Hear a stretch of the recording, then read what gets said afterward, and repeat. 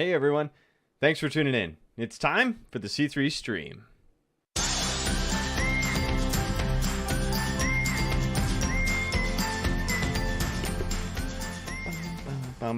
Hello, good evening. Welcome to the C3 stream, everybody. Good evening. Glad to have you here. Happy Tuesday night. You got your tea? I do.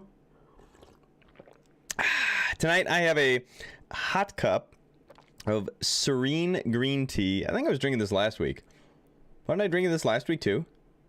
I might be crazy. I got some green tea, but I have something special tonight, everybody.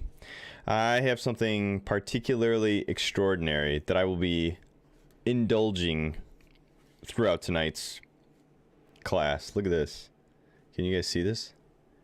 Oh yeah. This, we got spoiled. Some of our very good friends dropped off some food for us tonight. I can only eat one of these. There are two. Visual evidence, everybody. I'm eating the bigger one, though. I will admit to that. My wife gets the other one. But I'm definitely eating the bigger one. And it is a chocolate chunk bourbon pecan pie. Oh, is that awesome or what? That's awesome. That's what that is. I'm so pumped. So I will be munching on some pie tonight. I hope you have something fun to munch on, sip on as we hang out tonight. Because this is really good, and I feel really good about eating it. So good. So I'm in a great mood. I hope you're in a good mood too. You guys been just eating like Thanksgiving leftovers? We finished ours a couple days ago, but yesterday. I think I had it yesterday for lunch. I think we finished it up. So, grab a Bible, grab a piece of pie, grab some tea, whatever it is that you need for tonight. We're on week 10 already. Can you believe it? We're on week 10. Week 10. 10 weeks. We are on 10 weeks of studying together the Bible. And we really began in the beginning, right? We started in the very, very beginning. If you're new to the stream and you're tuning in for the very first time, welcome. Glad that you're here.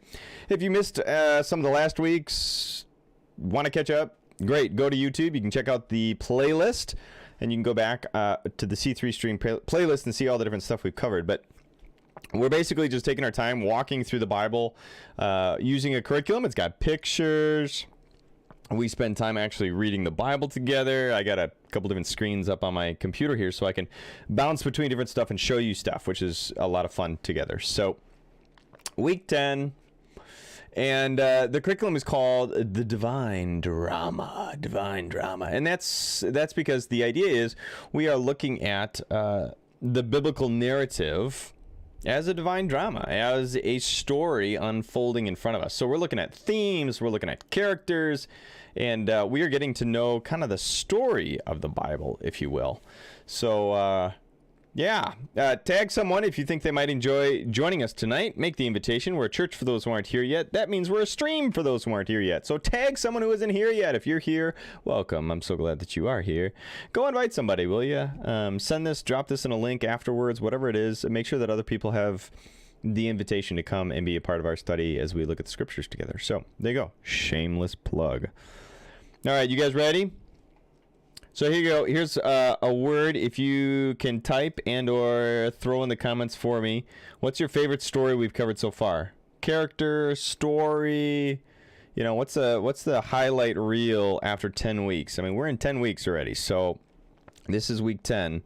What's the best, most intriguing, interesting story you've heard so far? Drop it in the comments for me. I'm curious. All right, let's do it. Shall we hop on in?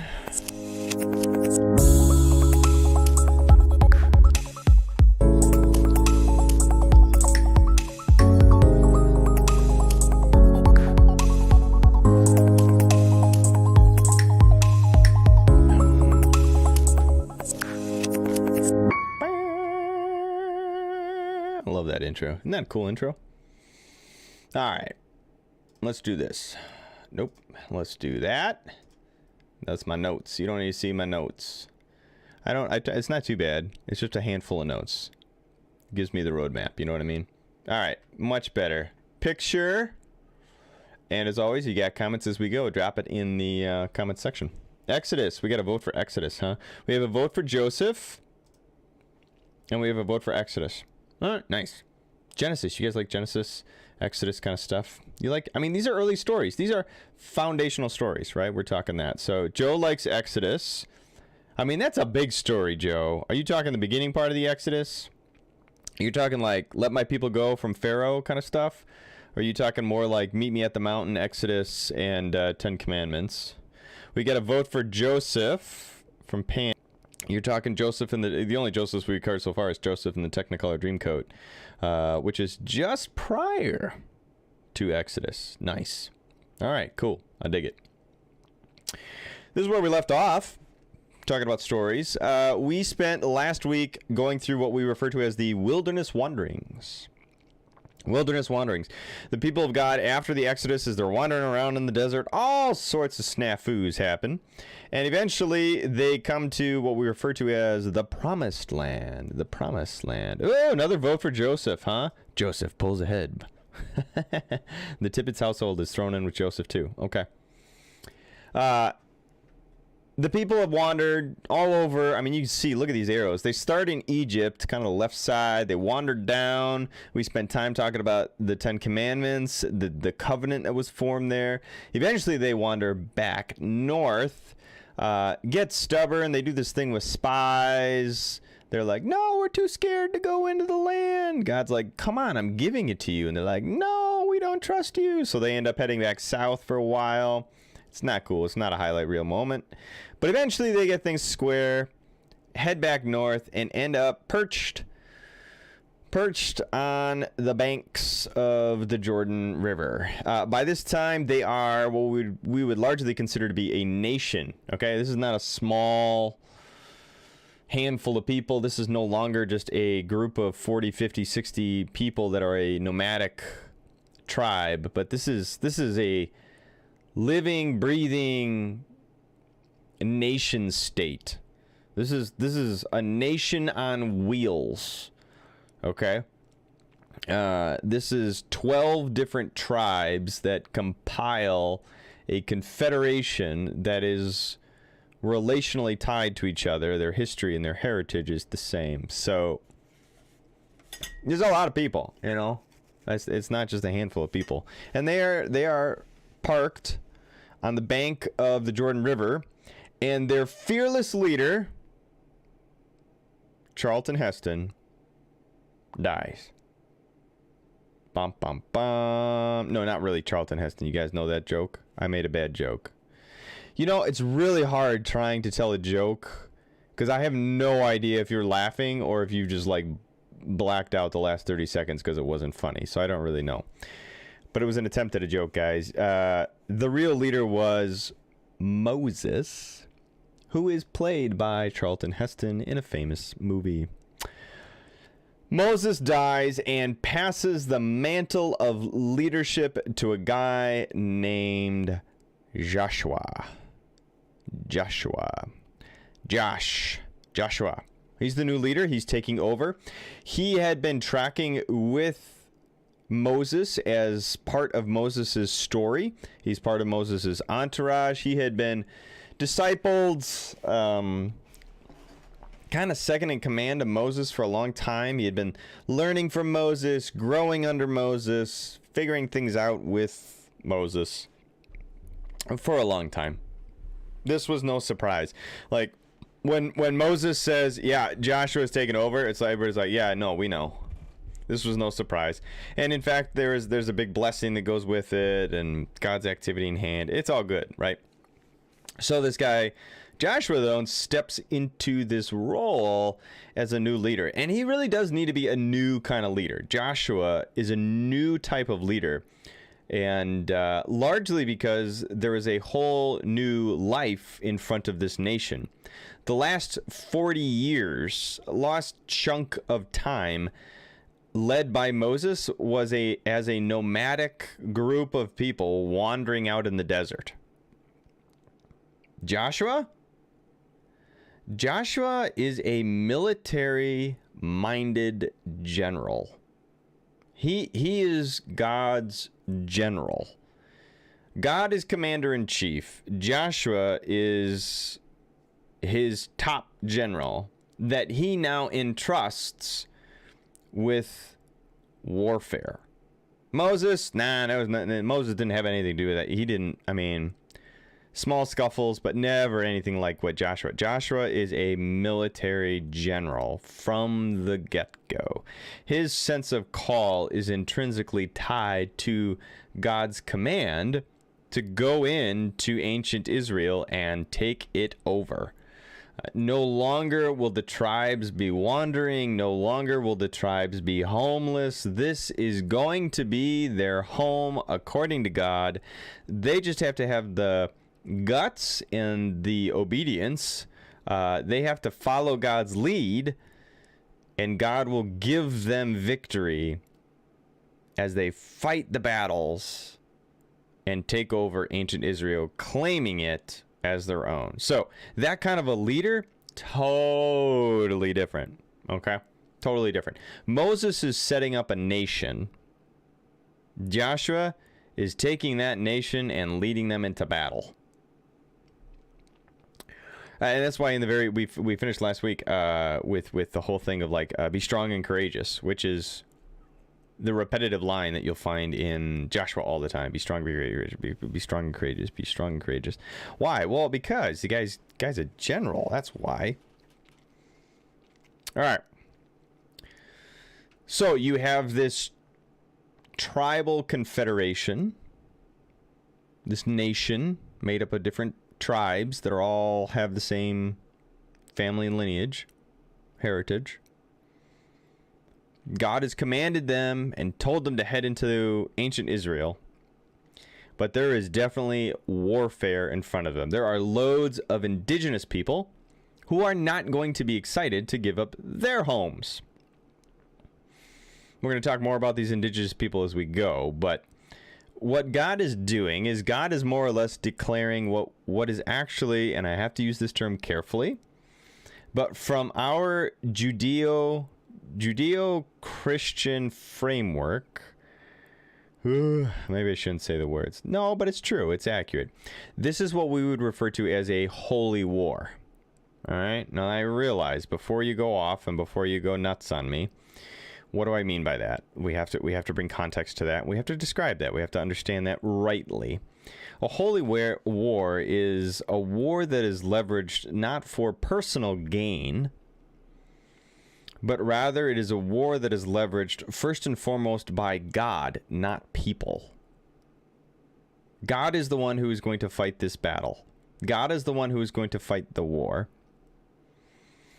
And he's going to do it for the sake and the well-being of his people, to accomplish the promise that he laid out so long ago to Abraham, Isaac, and Jacob. So God is going to fight this war, and he's actually not even fighting people per se. He is fighting the culture, the values, and most specifically, the gods of those people. God is fighting the brokenness and lostness. Can I use that word? Lostness? Is that a word? I don't know if that's a word, but that's what it is. God is fighting the significant departure that these people live under, estranged from him. That make sense? The indigenous people are worshiping indigenous gods, false gods, indigenous idols. And so God is going to go to war with their religious systems, their religious practices, and their culture, and really get rid of it, wipe it out. That's why God is adamant from the get-go with Joshua. When you go in, you don't get to keep anything. This is a clean slate. This is one of the hardest parts of the Bible for us to understand, see, realize, interpret, and deal with, because God appears here to be so mean, uncaring. I don't know, whatever word you want to use, but God makes it clear from the get-go that as the Jewish people enter the land, they are not to keep anything. Livestock, money, they can't take slaves. I mean, it's like God needs a clean slate. because the people are so polluted by their own religious ties and practices. And God knows that if the Jewish people simply move on in, the Jewish people will, without moving on out, the indigenous people, that the Jewish people will begin to be influenced by, be susceptible to, and one day compromise in relation to their faith by adopting the indigenous gods. So this is a holy war in so much as God is waging war against the idols and the potential for his people, the Jews, to abandon him. That's what God's trying to do. He's protecting against that. And that's why he's so adamant. We find that as Joshua enters the land, he is commanded overtly, don't keep anything, burn everything, destroy everything, kill everyone, totally clean slate. We can't have anything remain from the previous cultures, because if you allow it to remain, it will corrupt you. That's the nature of sin. That's the nature of brokenness. When that gunk and that junk gets in our lives, it will fester, and it's like a disease. It will spread, and it will infect you, and it will infect everybody around you. So you gotta just cut out the cancer, get rid of it. And that's really that religious structures were that issue for God. All right. It's important that we spend time on that because, yeah. More questions on that, throw it in the comments. More questions, throw it in the comments. We can talk more about that if we need to. Jumping back into Joshua. So, we read Joshua 1 last time. I wanted to tell you a little bit about that holy war kind of stuff before we get to Joshua chapter 3.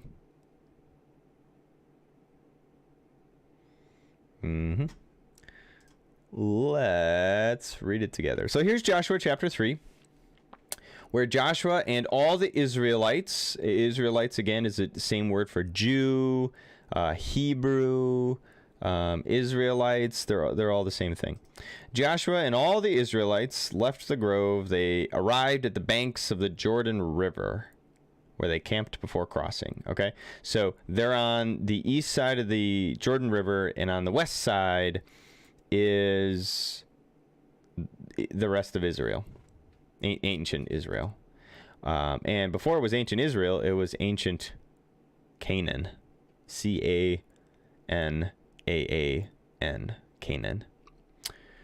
And here's the idea. 3 days later, the Israelite officers went through the camp giving instructions to the people. When you see the Levitical priests carrying the Ark of the Covenant of the Lord your God, move out from your position and follow them. Oh, what is going on there? Why are we reading this? Okay. So Levitical priests, these are the priests of the Israelite people. One of the tribes was one of the family units. An entire family was dedicated as the priests. In order to be a priest, you had to be part of this family. And this family was not allowed to own land.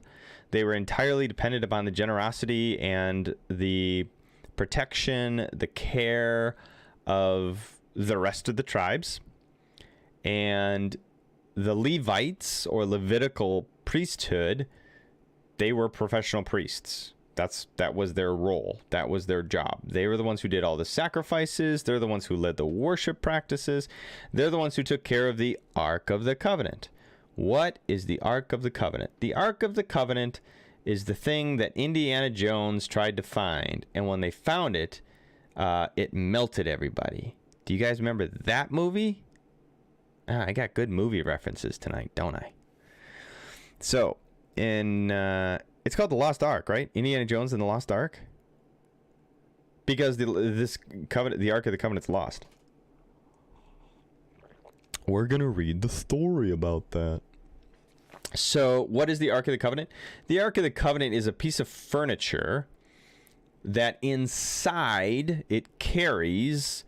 inside this piece of furniture, it carries the tablets of the Ten Commandments. It carries some manna, which is some of that special bread stuff from heaven that God provided. Raiders of the Lost Ark. There we go, Joe. You knew what's up. That's what this is, the Raiders of the Lost Ark. This is the ark that they're going after. Is this ark. It is the most holy piece of furniture in the Bible. Because God basically says, wherever that thing goes, I will go.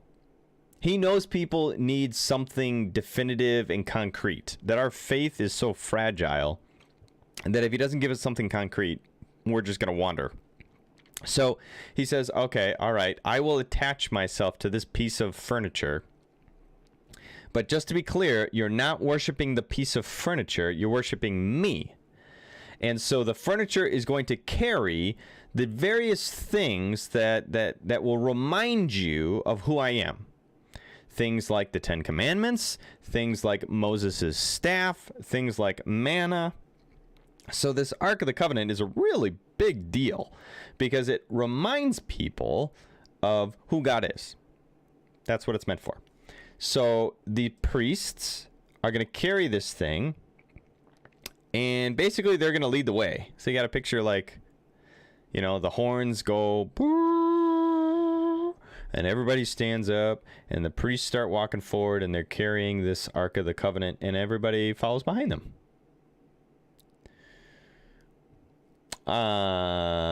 Joshua tells the priests actually to lift up the ark and lead them across the river.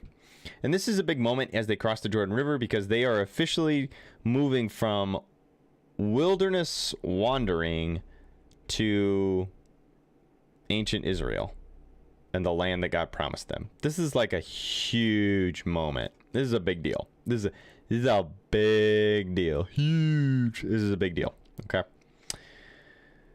God actually promises Joshua, today I will begin to make you a great leader in the eyes of all Israelites. They will know that I am with you just as I was with Moses. Give this command to the priests who carry the Ark of the Covenant. When you reach the banks of the Jordan River, take a few steps into the river and stop there. So that's exactly what they do. They go into the river and they stop there, and the water upstream stops. There's a supernatural act to confirm that God is moving and to parallel, this is big, to pick up and parallel their exodus through the Red Sea. This is the bookend of the Exodus narrative. In Exodus, they flee Egypt, and somehow there's this mysterious water parting experience. The same thing happens here. The water parts, they cross on dry land. The priests are standing in the riverbed with the Ark of the Covenant, and everybody is walking by the Ark in this supernatural experience. It's almost baptismal. Okay, I'll use it's very baptismal. The idea being that you pass through the waters, and there's this new life in front of them. That they are passing through the waters in a new life as residents in ancient Israel and the nation that will be created. That's what's happening here. So this is a huge deal, and to commemorate it, next chapter. To commemorate it, they actually put stones down. Yeah. So now choose 12 men, one from each tribe. Tell them, take 12 stones from the very place where the priests are standing in the middle of the Jordan. Carry them out and pile them high at the place where you camp tonight. And so that's what they do. They go into the river. They find 12 smooth, big stones. And as a testimony to what God did in delivering them, not only from... it's not only to say, remember when God split the Jordan River? What this is remember when God brought us through the Exodus, the wilderness wanderings, and brought us to the promised land. The promise that happened literally hundreds of years prior to their ancestors, Abraham, Isaac, and Jacob. It's becoming real and true. So it's huge. They set it up. As a altar. They make an altar. All right, what happened? Joshua 5, Battle of Jericho. When they get on the other side, one small thing, not small, it's a big thing, but it's easily read past. There is one kind of interesting thing. As soon as they get into the new land and they get into this new area, they get over to what we would refer to as ancient Israel, God reestablishes the covenant. And they do that through circumcision. So for whatever reason, and we don't know why, it doesn't tell us in the text, but when everybody left Egypt and went and got the 10 Commandments, God said at that time to all the people who were alive, circumcise yourselves and pass on to your children circumcision as a physical, visible sign that you belong to me and are Jewish. Circumcision is paramount importance. Well, apparently we already see a lack of obedience and a lack of self-discipline because they didn't circumcise their kids. So now it's kind of funny and it's a little weird, but it's funny in so much as you have this entire nation who crosses over into enemy territory, and then all the guys have to sit down with an ice pack for a couple days because they have to circumcise themselves. But they do it. It is also a chance of commitment to say we are committed to God and God's way. We are committed to who God is and living as God's people. And so it's rather a big deal in that regard. All right. So here you go. They come up from the bottom right. They cross the Jordan River. And if you look real close, there's a little pile of stones right there inside. And then they circumcise once again at this place called Gilgal. Gilgal. Gilgal. Top left, you got the image of a guy with a big old ram's horn kind of going on there. He's blowing the trumpet. And that's picking up on the Battle of Jericho, which directly follows this story. Once they get circumcised, they launch their first major battle. They celebrate Passover. Passover being the reminder and the practice of remembering deliverance from Egypt. They celebrate Passover together, and then they attack the city of Jericho. But the city of Jericho has big walls, which was a big deal in the ancient world. If you had walls, you had security. Okay? You and I take walls for granted. You got to think, ancient people. I mean, this is a long time ago. Bronze Age stuff. This is a long time ago. Don't quote me on that, but you guys get it. This is when they're like, the big significant technological advancement of the day was like the wheel. Okay? I told you this, guys, previously that if you had a chariot, that was like a tank. So, this city has walls which seem impossible to conquer. And you have a bunch of nomadic tribesmen who have never fought in any battles, recently circumcised, and their first job is to fight the Battle of Jericho. It's like, man, if they're gonna win, it's gotta be God. And as a matter of fact, that's exactly what happens. It's this crazy cool story. We have a kid's song all about it. Joshua fought the Battle of Jericho, Jericho, Jericho. Joshua fought the Battle of Jericho, and the walls came a-tumbling down. You guys know that one? Chapter 6. That's what I'm talking about. Hey-yo, the people inside are afraid. They're terrified. They don't know what's going on. They just see a bunch of invaders sitting outside having, campfires and s'mores on their front lawn. But clearly they're here to, attack the city. So there's this stuff going on. There's an interesting story with a woman. Joshua sends some spies on in. They meet with a woman named Rahab. Rahab is a local woman who is, here we go. Rahab, the prostitute.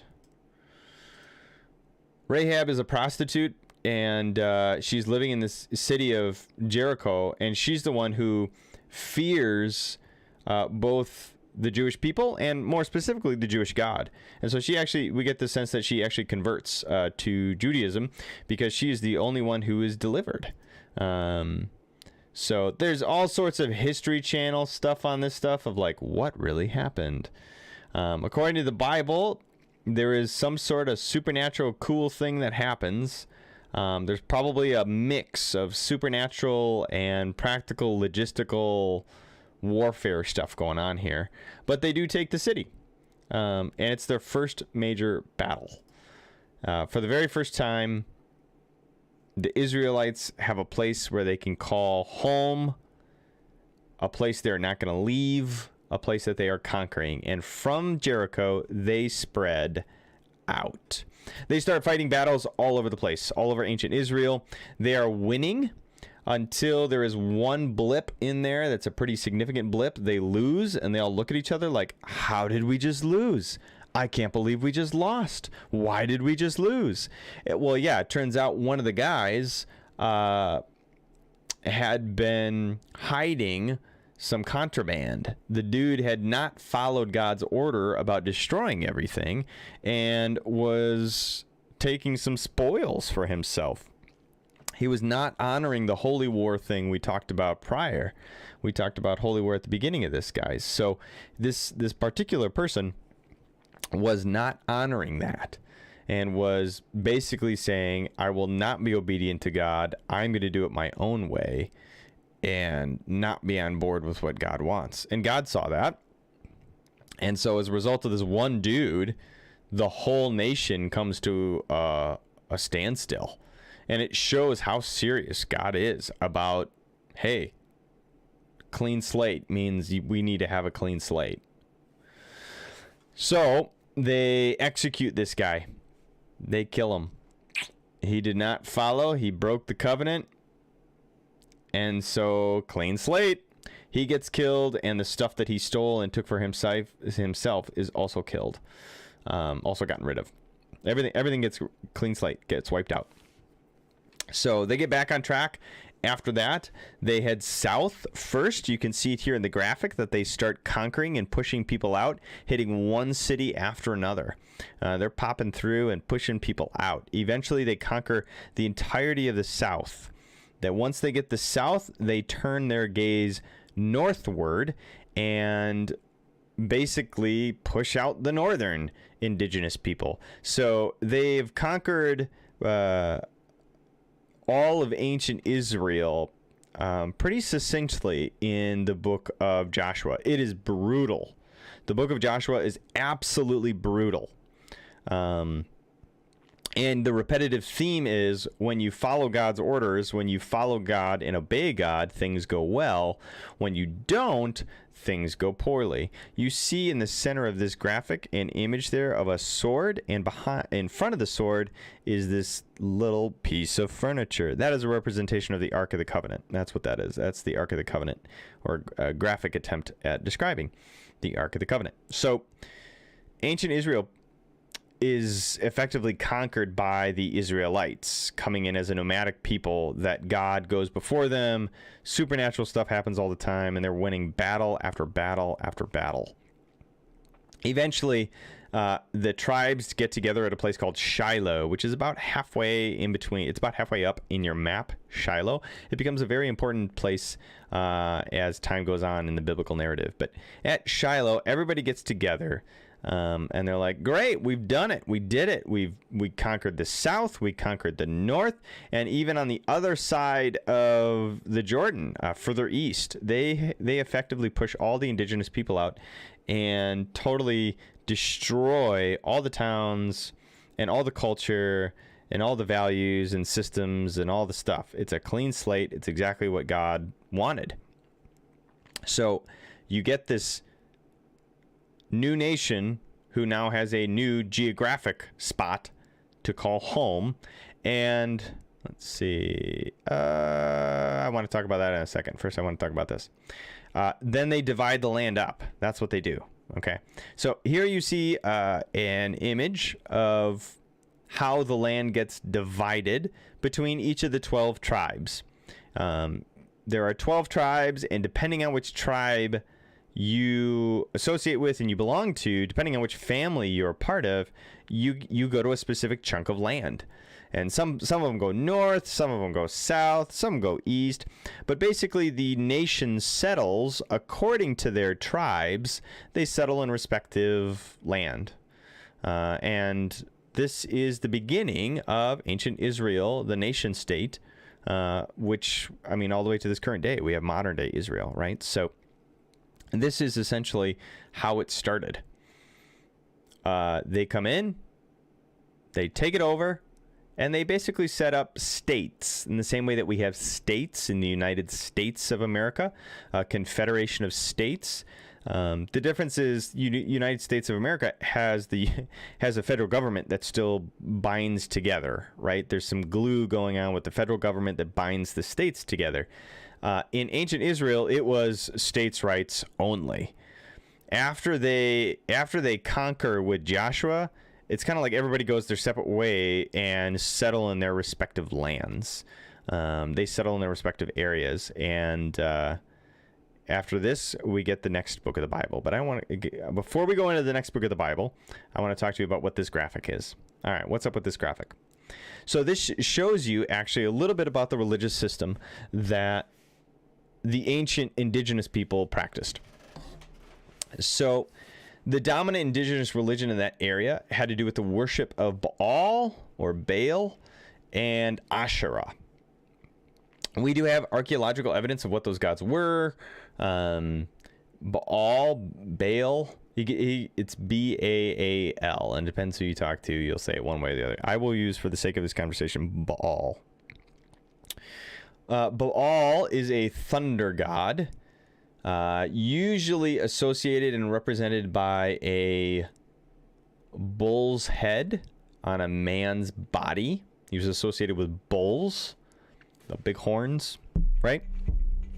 He was a thunder god and in charge of rain. And and his consort, if you will, was Asherah. And Asherah was the female goddess. You can see there two depictions on the right and the left on the upper side, top portion, two small idols. Like these would have been like little statues that people would have kept in their homes. Asherah was associated with fertility. She was a fertility goddess. A lot of the paintings, representations we have of her are associated with breasts, lots and lots of breasts. She had lots of breasts, and there are statues where it's just usually a woman who has a huge number of breasts to her to represent her fertility. The way that you worship these gods, you worship Baal through sacrifice, animal sacrifice primarily. And the same is true for Asherah, sacrifice. Asherah, however, you are required to build poles up to the sky that were basically phallic symbols, okay? The ancient indigenous peoples' religious concepts were steeped in sex. So if you have a child nearby, we're about to go into a PG. We're moving from PG-13 to rated R. Okay, I should have prefaced that. Sorry, but it's the reality of the ways in which those indigenous people worshipped and thought, and their framework for what religious practice looked like, and we see it echoed into the future in the biblical narrative, and that's why it's important to cover. The idea is that you have a male god and a female god who have sex. You would worship them by sacrificing and having sex to remind them that they should have sex. And the idea is that the gods would have sex up in heaven and it would rain. And the rain would make the crops grow. So you as humans would leverage your actions to get the gods to do what you want, which is make it rain. You want crops. You want food. So to get it to rain, which is the result of gods having sex, you would have a lot of sex.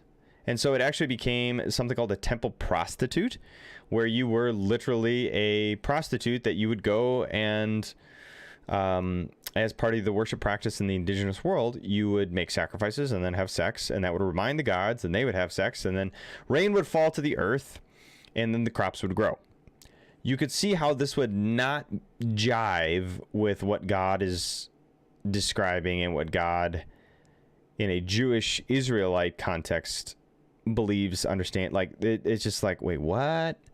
At the root, it's actually less has to do with sex, and it has more to do with people manipulating gods. That the gods were almost required to do what the people wanted based on the people's actions. The people would do something, they would act, and the gods would therefore be held responsible for acting likewise. And so you had people manipulating gods so that the people would get what they want. See how messed up that is? But you track on that. You get that theology? It's messy. And it's clearly outside of the Ten Commandments, the Jewish way of thinking, and the Jewish faith. You can see here in the graphic that the Ten Commandments have like an X over it, right? It's just not compatible. The religious framework is not compatible with the Jewish framework. The indigenous religious framework doesn't jive. So this is why it's so very important that there's a clean slate. The other sad reality is that part of the indigenous practices were not only lots of sex, lots of sacrifice, but there were certain parts of ancient Israel that practiced, in the indigenous peoples, practiced child sacrifice. Okay? So, the indigenous people were committing heinous acts with their bodies, heinous acts with their children, and manipulating the gods to get what they wanted.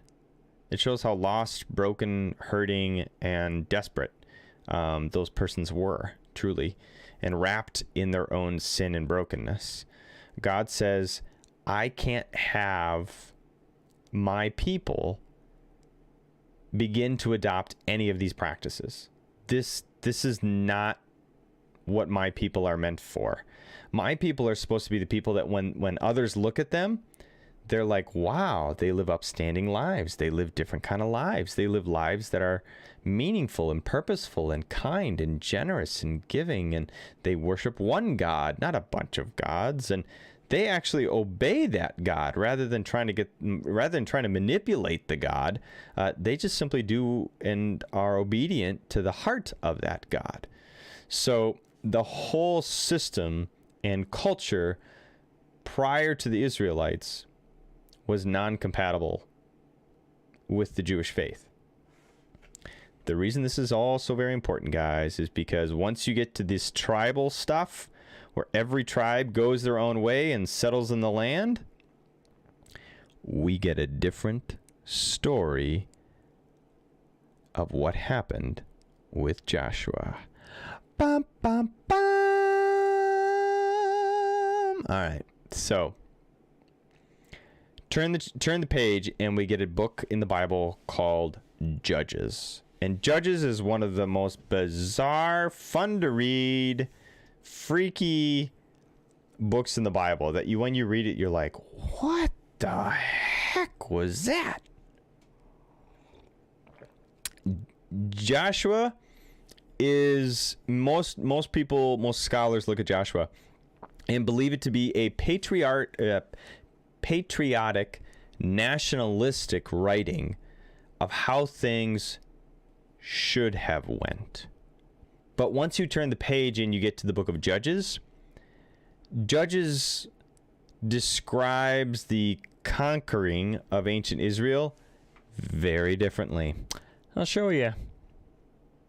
This is part of the stuff that comes with when you study the Bible. You realize that even the Bible itself has stuff that we have to wrestle with because there's incongruency. There's one place in the Bible where it says one thing and another place in the Bible where it says a different thing. And like, what do we do with that? Oh yeah, here's the title. Israel fails to conquer the land. That's the title we're looking for. Okay. Let me show you. All right, so this is the book of Judges. The book of Judges is at the time when you have all of these loose confederations. This is theoretically after the Joshua story and Joshua narrative. But what this author does differently is highlight how during Joshua's experience and as the people came in, as the Israelites, Joshua's people, God's people, came in, they failed to drive out the indigenous people.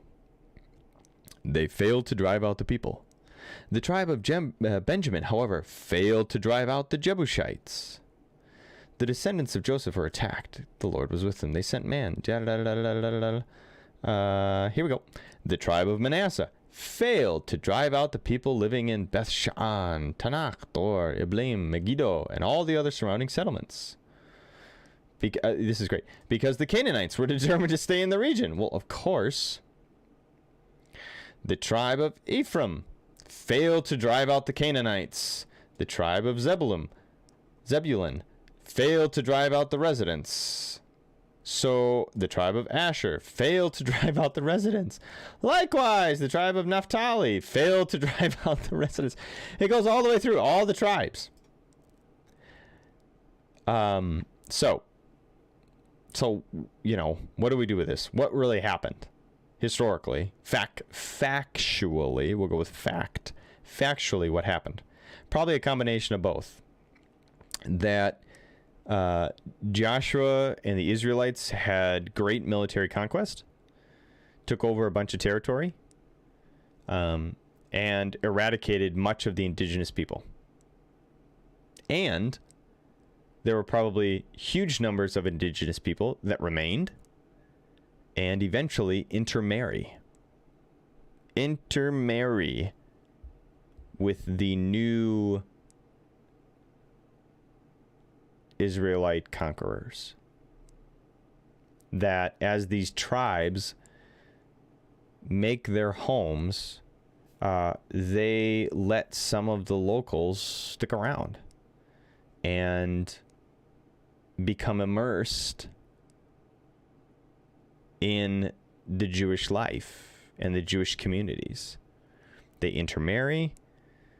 They start to adopt some local customs. And very quickly, we actually begin to see in the book of Judges,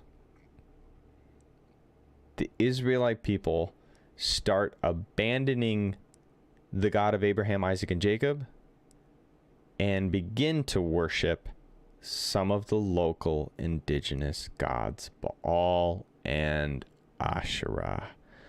No! Yep, that's right, everybody. Major bummer here. I need a pie break. Hold on. How we doing? Throw it in the comments. How we doing right now, guys? We hanging in there? Everybody tracking with me? We got 10, 15 minutes left. You guys doing all right? You tracking? Oh, this pie is so good, guys.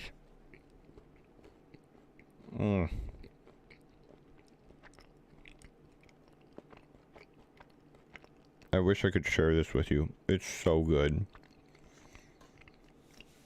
I'm getting spoiled. So,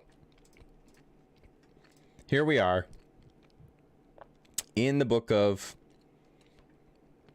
Judges, and literally in the first chapter, we find out maybe not everything was as smooth as the book of Joshua tells us. So what is the book of Judges about? The book of Judges is about sin and brokenness that creeps its way into the Israelite people. It is about cycles, circles, repetitive things that happen over and over again, cycles of sin. As you read through the book of Judges, what you're going to find, I'll take you to one of the judges. Where's Ehud? That's the cool one. The cool one.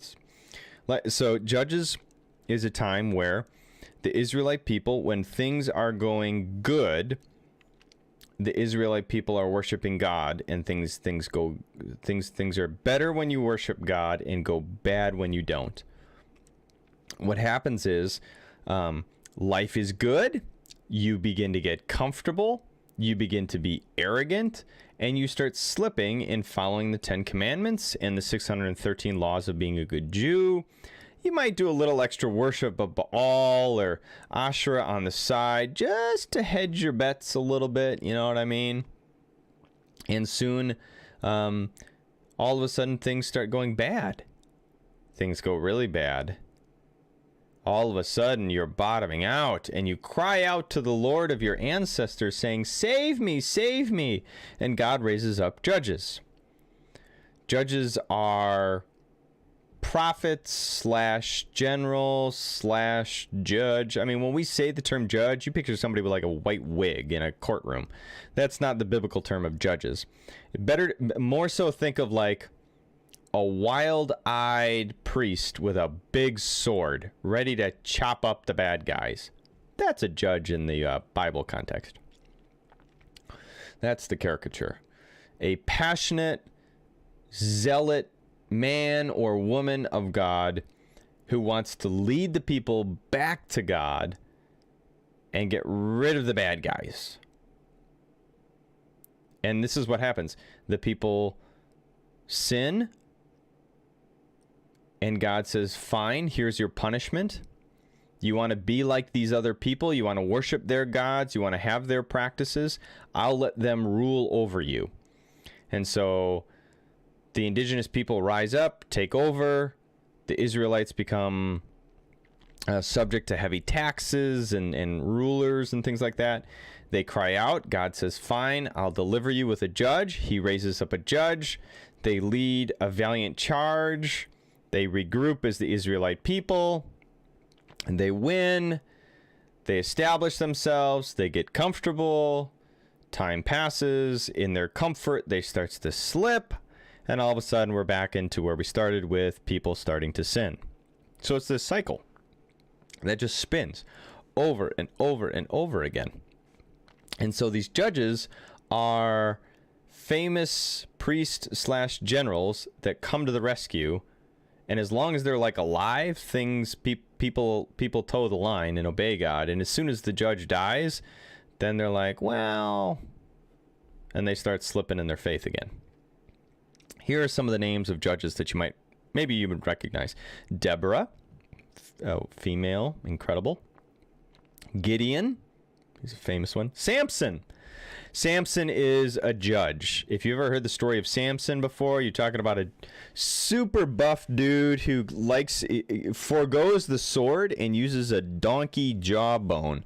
The dude just grabs a bone of an animal and starts whacking people with it. That's Samson, and he's actually considered one of the judges. Ehud. That's one of my favorite stories. So we're going to read the story of Ehud because it is... Othniel. He's one of them. Ehud. You did not know this was in the Bible. You ready for one of the most crazy stories in the Bible? It's so fun. It's so weird. It's so I love it. Here we go. Once again, the Israelites did evil in the Lord's sight, aka they stopped worshiping God and they start worshiping Baal and Asherah. And so the Lord gave King Eglon of Moab control over Israel because of their evil. So this nasty king of Moab, Eglon, takes control over the tribes because they're evil. And maybe not all the tribes, but a chunk of the tribes. Eglon enlisted the Ammonites, the Amalekites as allies, and he went out and he defeated Israel, taking possession of Jericho, the city of palms. The Israelites served Eglon of Moab for 18 years. What a great bad guy name. Eglon of Moab.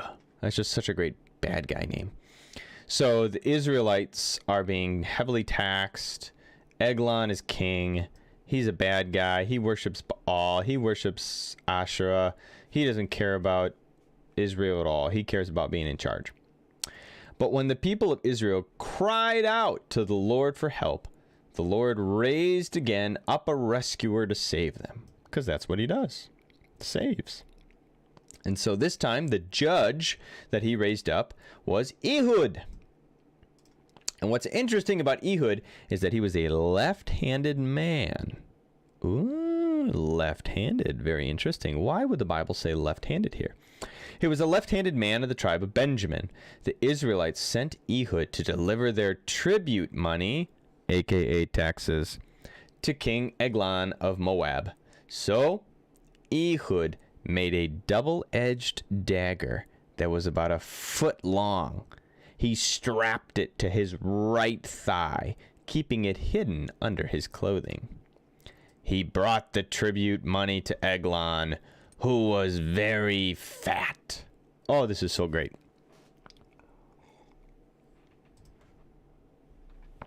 You get the picture here? Can you see what's coming? Ehud is left-handed, and he's hidden a dagger on his right thigh. Now, when you would come as an emissary, if you were to come into and bring tribute money, for example, if you would come as an emissary to a king, you weren't allowed to bring a sword into the king's presence, right? You would be searched. You'd get a pat down. But back in the day, you know, it's pretty hard to hide a sword. You would have your sword featured on your hip, and if you were right-handed, it would be on your left hip, so you would draw your sword, right? So at Ehud, he's left-handed, and so he hides it on the opposite leg. So when the guards go to pat him down on his right hip, they're like, yep, nope, all good, keep moving. They pat him down on his left hip, expecting him to be right-handed, and that's where he would hide something, is on the opposite hip. So he gets in and he smuggles this dagger in. After delivering the payment, Ehud started home with those who helped carry the tribute. But when he reached the stones near Gilgal, he turned back. He came to Eglon and said, I have a secret message for you. So the king commanded his servants, be quiet. He sent them all out of the room. Ehud walked up over to Eglon, who was sitting alone in a cool upstairs room. Ehud said, I have a message from God for you. Ooh. Now, when he uses that term God, remember, he's not talking, he's going to use the Hebrew word here. He's not going to say a message from Baal or a message from Asherah. He's going to say a message from Yahweh, the Israelite God. Our God, the real God. As King Eglon rose from his seat, Ehud reached with his left hand, pulled out the dagger strapped to his right thigh, and plunged it into the king's belly. The dagger went so deep that the handle disappeared beneath the king's fat. So Ehud did not pull out the dagger, and the king's bowels emptied. I love the Bible. Then Ehud closed and locked the doors of the room, and he escaped down the latrine. So the dude just straight up assassinates him. Ehud takes out the bad king and escapes out the latrine that was dug, right? So this is an example of a judge, okay? Not someone who's sitting in a courtroom, but these radical, passionate, violent, these people who will stop at nothing. A judge will stop at nothing to see God's people restored and the worship of God restored. Ehud is one of those guys. So as soon as he kills the guy, he goes back, he hooks up with the rest of his people, and then he leads a band of Israelites down from the hills and attacks them. Follow me, he said. The Lord has given you victory over Moab, your enemy. So they followed him. And Moab is thrown into disarray because they don't have a king. Their king's dead. And so they're like, the king's dead? Yeah, the king's dead. And at that exact moment, Israel strikes. They attacked the Moabites, killed about 10,000 of their strongest, most able-bodied warriors. Not one of them escaped. So Moab was conquered by Israel that day, and there was peace in the land for 80 years. Okay. So this is an example of what a judge is. And these are the stories. There's peace in the land as long as Ehud is alive, and Ehud keeps people in line. And then once Ehud dies, bad news bears.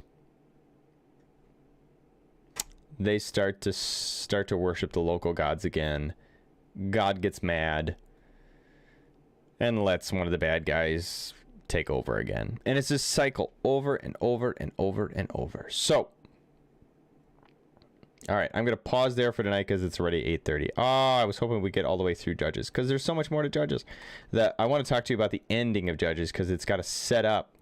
The end of Judges needs to set you up. These last stories are just bizarre. But here you can see, like, here's a brief outline of Judges. Deborah becomes a judge next. Gideon is a really famous experience in the Bible. Some supernatural cool stuff happens with Gideon. There's a bunch of these people. Jephthah, yep. And that's just a sad stuff. Isban, Elon, Samson. Samson has a long story. Judges are not perfect people, by the way. I mean, my goodness. Part of the reason they are violent, passionate people gets them in trouble. Samson is one of those guys. He gets in a lot of trouble and does a lot of dumb stuff. But in the end, we get to 18, 19, 20, 21. We'll pick up with that next week. It gets really messy. And the book of Judges shows how these cycles just get increasingly worse over time. That's what happens. Things get increasingly worse over time. So, okay. Yeah, this is a good spot to stop. You guys good with that? There you go. A little Ehud for you tonight.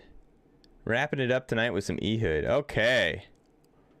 Hey, thanks for hanging out with me, everybody.